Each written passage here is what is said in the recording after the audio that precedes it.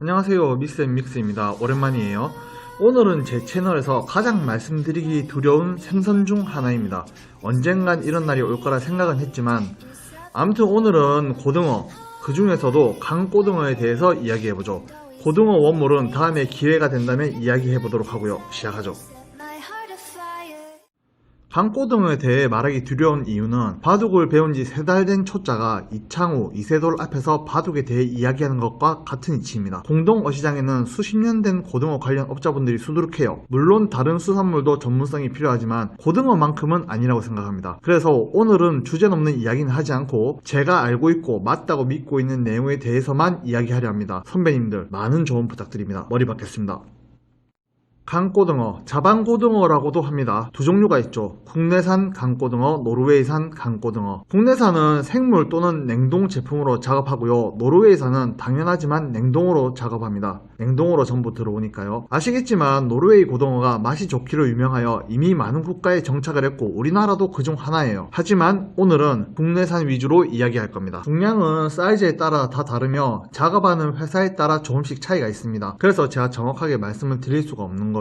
사이즈는 28손, 24손, 20손 소, 20손 중, 20손 대, 16손 이렇게 일반적이며 12손까지 작업하기도 합니다. 28손이 가장 작으며 12손이 가장 크게 작업됐다 라고 생각하시면 됩니다. 참고로 한 손은 2마리로 구성되어 있으며 28손이란 건 총 56마리로 구성되어 있는 겁니다. 20손 소, 중, 대 라는 건 40마리가 담겨 있지만 크기에 따라 분류해 놓은 겁니다. 일반적으로 작은 사이즈일수록 가격이 저렴하다 보니 28손, 24손, 20손 소까지 정도면 한밭집, 기사식당 또는 공장지대의 밥집에서 많이 사용해요. 시장에서 판매하기도 하지만 제 경험상 시장에서는 큰 사이즈를 파는 걸 많이 본 것 같습니다. 20손 중, 20손 대, 16손으로 올라갈수록 약간은 가격이 있는 식당에서 사용하겠죠. 저번에 말씀드렸듯이 생선구이 전문점이나 가격이 있는 한식집, 그리고 시장 판매 등등요. 안동은 조금 다르더군요. 안동에 있는 시장을 가봤는데 정말 큰 물건만 팔아요. 강고등어를 보면서 괴물이라 생각한 건 그때가 처음이었습니다. 제주도도 큰 사이즈를 많이 사용한다고 이야기는 들었습니다만 제가 제주도에 갈 일이 별로 없으니까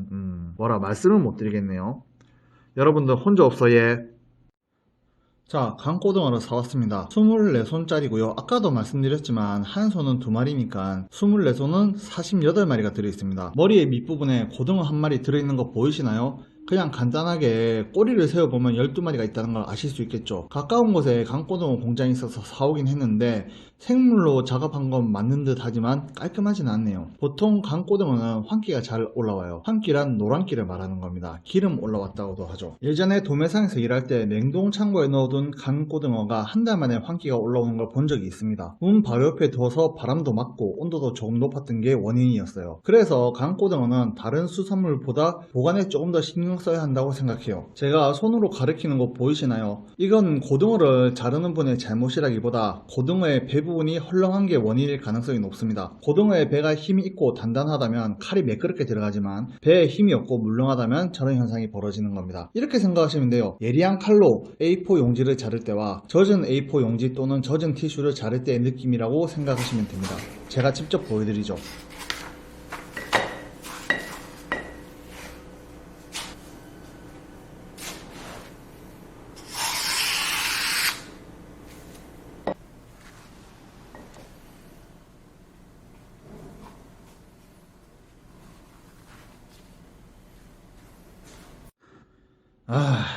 오랜만에 칼을 드니까 또 저의 어두운 과거가 생각이 나네요.